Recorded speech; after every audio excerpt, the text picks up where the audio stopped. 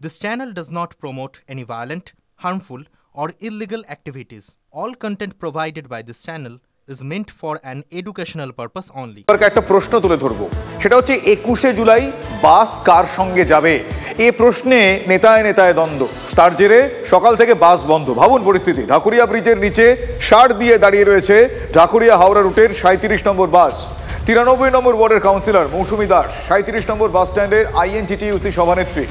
গতকাল 21শে জুলাই সমাবেশের জন্য 5টি বাস নেন মৌসুমী। রুটের 27টি বাস আশপাশের বিভিন্ন ওয়ার্ডের তৃণমূল নেতাদের সঙ্গে যায়। অভিযোগ তাতেই নাকি INTTUCর সভানেত্রী মৌসুমীর গোঁসা হয়।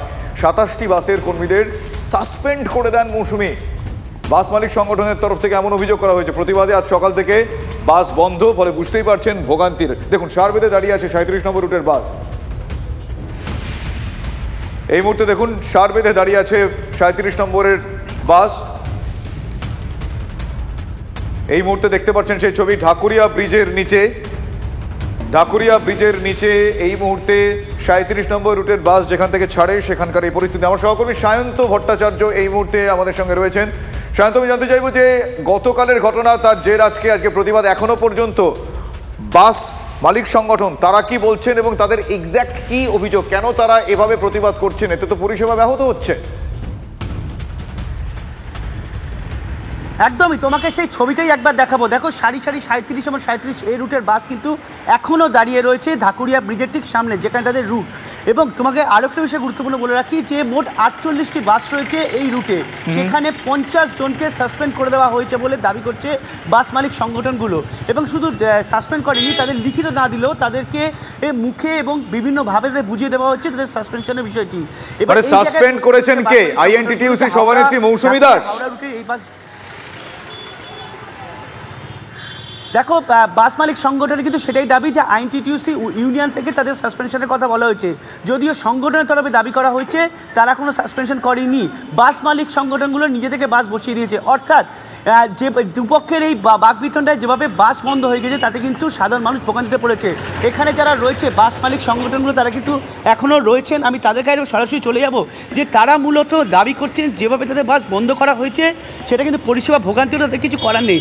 আমি এখানে বাস মালিকদের সঙ্গে রয়েছেন রণজিৎ সরকার। আমি রণজিৎ সরকারের কাছে চলে যাব।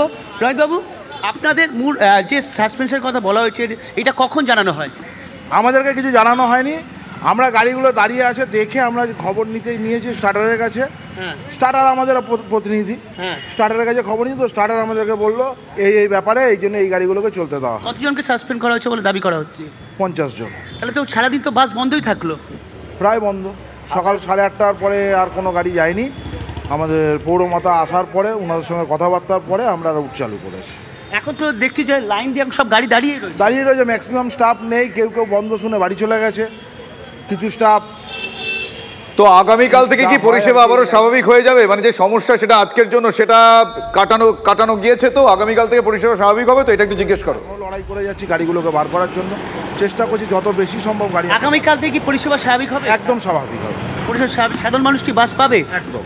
দেখো, তুমি শুনতে পেলে যারা বাস মালিক যারা রয়েছেন তারা বলছেন যে আগামীকাল থেকে পরিষেবা স্বাভাবিক হবে। কিন্তু আজকে যেভাবে তারা স্টার্টারের কাছে জানতে পেরেছে তাদেরকে এই 50 জনের সাসপেনশনের কথা, তারা কিন্তু একটা বিষয় নির্দিষ্ট করে জানাচ্ছেন যে ভোগান্তি হয়েছে, কিন্তু সেটা তারা চাননি। কিন্তু যেভাবে তাদের অন্যায়ভাবে বসিয়ে দেওয়া হয়েছে তার জন্য বুঝতে পেরেছি, সেই কারণে তারা একটা অভিমানে প্রতিবাদ করেছেন এবং প্রতিবাদ আজকে সারাদিনের জন্য ছিল। তারা বাস বন্ধ রেখেছেন, পরিষেবা স্বাভাবিকভাবে ব্যাহত হয়। যার দিকে তাদের অভিযোগের আঙুল, মানে INTTUC সভানেত্রী মৌসুমী দাস, তিনি কি বলেছেন একবার শোনাবো আপনাদের।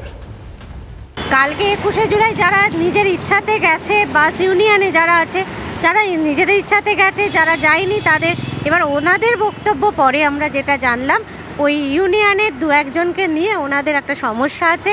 তারা নাকি তাদেরকে বলছে যে তোমরা কেন যাওনি ইত্যাদি ইত্যাদি। এই বিষয়টা পুরোটা ইন্টারনাল ব্যাপার।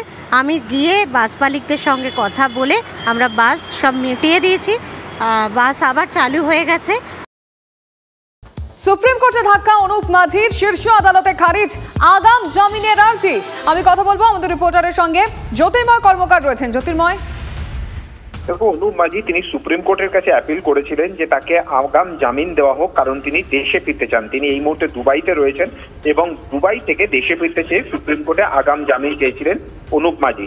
কিন্তু তুষার মেহতা সলিসিটর জেনারেল তিনি স্পষ্টভাবে জানান যে ওকে নিজে থেকে আসার দরকার নেই, ওকে টেনে আনা হবে এবং সেক্ষেত্রে রক্ষা কবচের কোনো দরকার নেই, অর্থাৎ তারকে যে আগাম জামিন দেওয়া হবে না সেটা স্পষ্টভাবে জানিয়ে দেওয়া হয়। আর এরপরেই সুপ্রিম কোর্টের বেঞ্চের খুব তাৎপর্যপূর্ণ পর্যবেক্ষণ, তারা বলেন যে তিনি এত বছর আসতে পারেননি, এক সপ্তাহে কি হবে, আপাতত আপনি দুবাইতেই থাকুন এবং পরবর্তী শুনানি হচ্ছে 10ই সেপ্টেম্বর, অর্থাৎ তিনি এখন কোনো রকম জামিন পাচ্ছেন না এবং তার জন্য কোনো রকম কোনো রক্ষা কবচ দেওয়া হলো না। ধন্যবাদ জ্যোতির্ময়। আর এই মুহূর্তে আরো একটা ব্রেকিং নিউজ, এই মুহূর্তে আরো একটা বড় খবর, রাজ্যে এনআরসি লাগু করার দাবিতে হাইকোর্টে মামলা, আদালতে মামলা। কি কারণ, আমরা আরো ডিটেল জানবো, সবকিছু জানাবেন শ্রাবন্তী শাহ রয়েছেন। শ্রাবন্তী, দেখো, মামলা আগেই দায়ের হয়েছিল। আজকের বিচারপতি সুজয় পালের ডিভিশন বেঞ্চ মামলাটি গ্রহণ করেন এবং তিনি রাজ্যের কাছে উত্তর চান আদৌ এই সংক্রান্ত এনআরসি সংক্রান্ত আর কোনো মামলা বিচারাধীন আছে কিনা। সাধারণত যদি একের অধিক মামলা থাকে এবং সেটা যদি বিভিন্ন বেঞ্চে হয় তাহলে আলাদা আলাদা করে শোনা হতে পারে, অথবা সেই মামলাগুলোকে একসঙ্গে ট্যাগ করে শোনা হতে পারে।